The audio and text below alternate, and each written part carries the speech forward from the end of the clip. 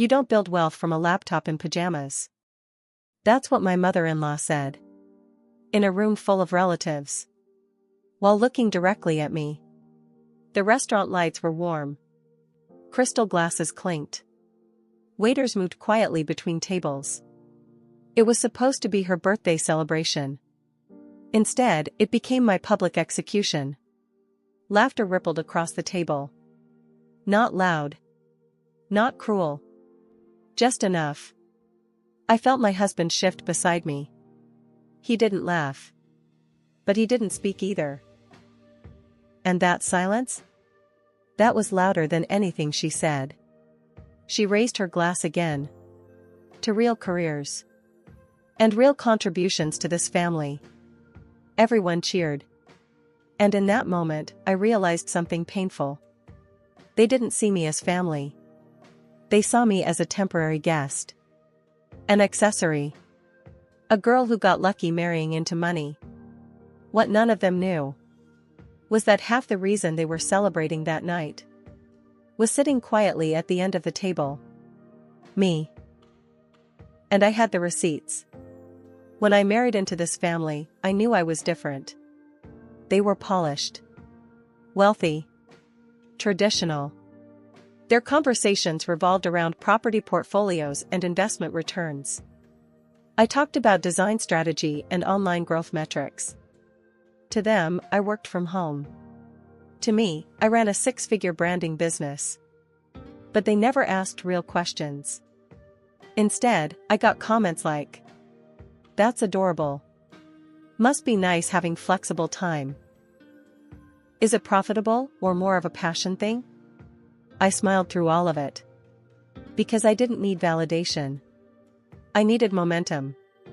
While they were hosting charity galas and discussing country club memberships, I was building something scalable. Client by client.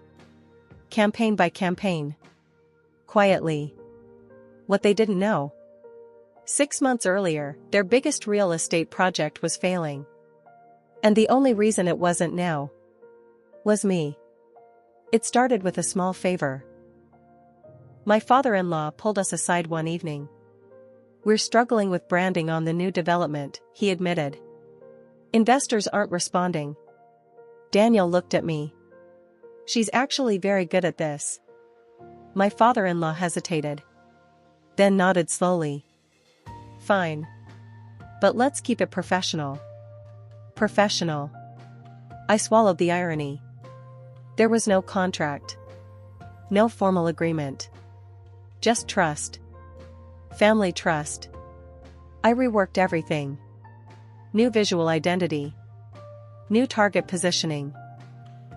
Digital strategy overhaul. I studied their failed campaigns and saw the problem immediately. They were selling prestige. But buyers wanted belonging. I shifted the message. Within 8 weeks, inquiries doubled. Within 12, pre-sales surged. Investors called it a brilliant turnaround. At the launch party, champagne flowed.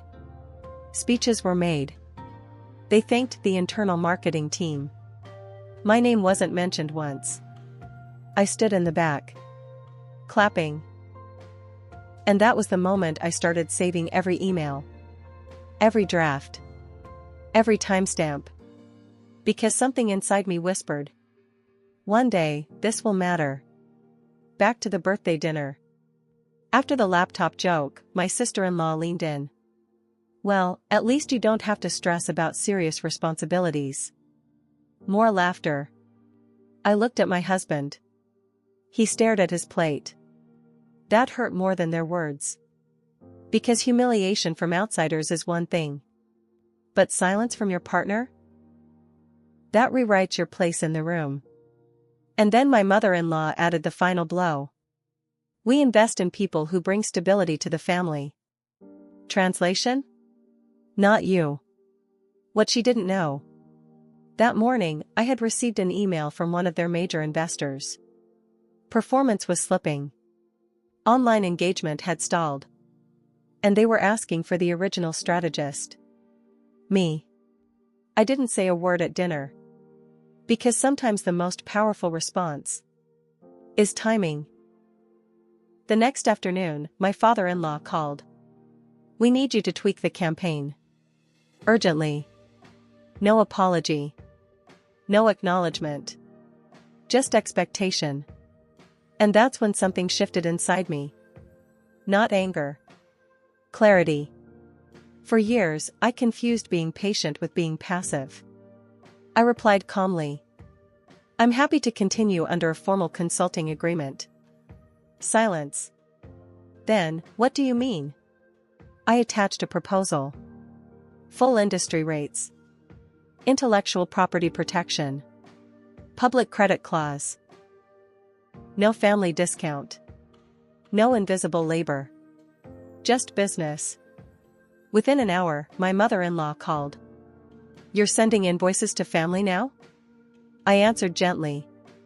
I've been giving family discounts for years. She had no response.